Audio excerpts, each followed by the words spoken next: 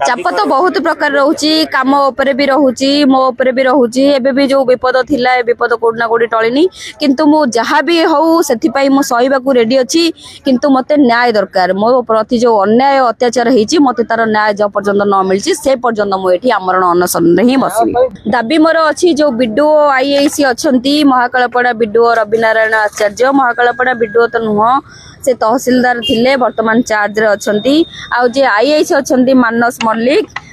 तांको एगेंस्ट रे दृढ़ कार्यानुष्ठान जे पर्यंत ग्रहण न करा जायछि से पर्यंत हंगर स्ट्राइक जारी रहबो। जो व्यक्ति होचंती महाकालपड़ार महिषासुर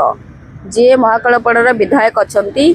तांकरी से जो घटनाटी जो 11 तारिख रे घटी थिला तार मूल सूत्रधर होचंती से तांकरी इंस्ट्रक्शन ही सब किछि काम होइतला तो मुख्य रहउचंती से सेथि पई तांको फोटोटा रखाइछि अनशन पोस्टर रे तो लोक माने देखंतु जानंतु कि मुख्य खलनायक किए ता परे जो रहिले वीडियो आईआईसी तांकरी कथा रे ही परिचालित से हेइचंती एबे भी तांकरी कथा रे परिचालित होचंती।